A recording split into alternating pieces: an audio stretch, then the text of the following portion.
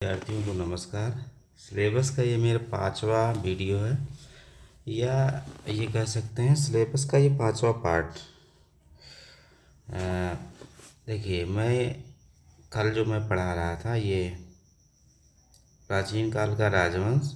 उसमें क्या क्या चीज़ें हैं, क्या क्या पढ़ना है, क्रमानुसार कैसे पढ़ना है, यूजीसी नेट एनवीएस केवीएस और डीएसएसबी को ध्यान में रखते हुए। तो ये थोड़ा सा इसमें से जो पार्ट था वो बताना ज़्यादा बड़ा वीडियो हो जाता, तो इसलिए मैं इसका सिलेबस का 5वां पार्ट। प्राचीन कालीन गुफाएं, ये इतनी गुफाएं हैं प्राचीन काल की। कुछ इसमें है, जैसे ये कान्हेरी की गुफा जो हो गई, कान्हेरी की गुफा ये पहुंच जाएगी 10वीं शताब्दी। पहली शताब्दी ईसा पूर्व में इसका निर्माण शुरू हुआ, 10वीं शताब्दी तक, यानी कि ये मध्य काल तक चला जाता है। मात्र यही है इसका निर्माण डेट के हिसाब से अगर हम देखेंगे तो ये मध्यकाल में चला जाएगा। इसमें देखिए प्राचीन काल की जो गुफाएं हैं, जैसे जोगीमारा, अजंता, कारले गुफा, कान्हेरी गुफा, नासिक गुफा, भांजा गुफा, बाघ गुफा और सिगिरिया गुफा।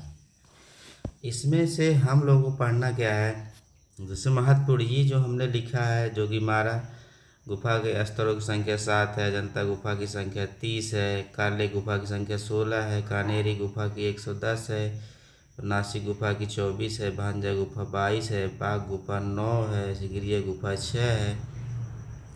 ये तो हमने गुफाओं की संख्या बता दी है।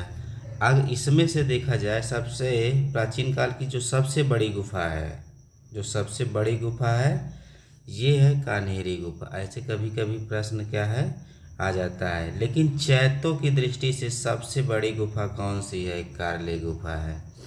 जोगीमारा गुफा, यहीं से भित्ति चित्रण की परंपरा भारत में शुरू होती है। भित्ति चित्रण की परंपरा भारत में कहाँ से शुरू होती है? तो जोगीमारा से शुरू होती है।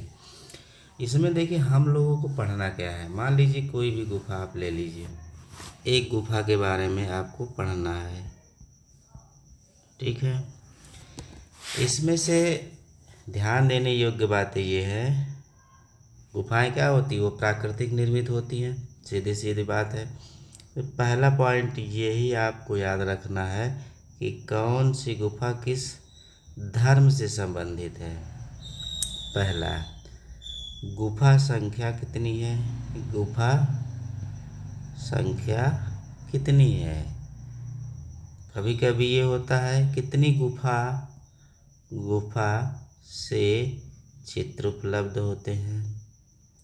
चौथा, अगर बौद्ध धर्म से संबंधित है तो वह किस शाखा की है। अगर जैन धर्म की गुफा है तो वह किस शाखा की गुफा है, ये भी आपको ध्यान देना पड़ेगा।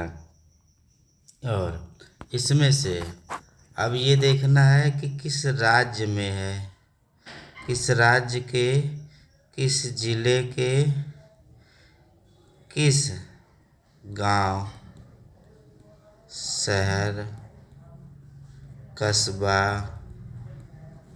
ठीक है, कस्बा या जो भी है, या लोकल उसका नाम, वहाँ से कुछ अगर महत्वपूर्ण स्थल कोई वहाँ से कितनी दूरी पे है तो ये भी पढ़ना पड़ेगा, ठीक है। धर्म हो गया, गुफा हो गया, गुफा संख्या, गुफा कितने गुफाओं संख्या चित्र मिलते हैं, शाखा किस धर्म के किन संप्रदाय से संबंधित है, राज्य, जिला, गांव या कस्बा या शहर। फिर आएंगे नदी, फिर आएंगे किस पर्वत पर या किस पहाड़ी पर स्थित है। फिर आएंगे किस सन में खोजा गया, इस गुफा को किस सन में खोजा गया, और किसने खोजा, खोजकर्ता का नाम, और खोजकर्ता के बारे में अन्य कुछ जानकारी है, जैसे उसने कोई बुक लिखी है या कुछ अन्य कार्य किया है जिसमें कला में योगदान हो, तो ये भी क्या करना है, पढ़ना है, ठीक है। अब आते हैं उस गुफा का निर्माण वर्ष कब से कब तक। ठीक, किस राजवंश में हुआ, राजवंश का नाम लिखिए, राजा का नाम लिखिए, जानते रहिए।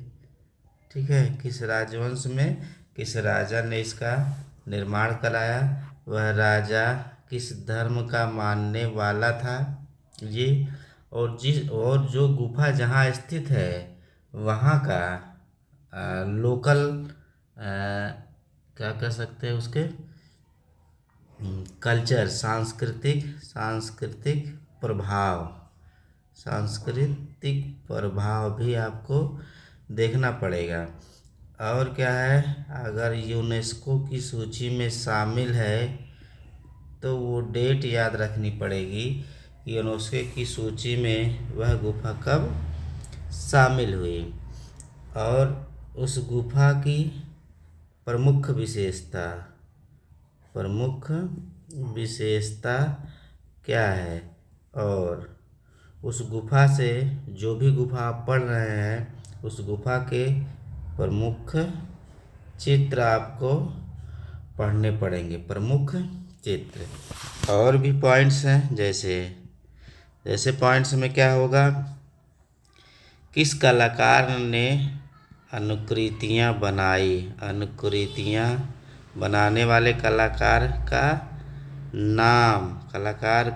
नाम, और किस पद्धति में वह अनुकृतियाँ बनाई गई हैं। ठीक है, और वह अनुकृतियाँ कहाँ संग्रहित हैं। ठीक है, और इसमें देखना है अन्य चीज़ों में कौन सी ऐसी गुफा है जिसमें दो धर्मों से संबंधित गुफा है, और कौन सी गुफा जैन धर्म की प्राचीनतम गुफा है, ये भी पढ़ना है। बौद्ध धर्म की प्राचीनतम गुफा पढ़ना है, पढ़ना है। ब्राह्मण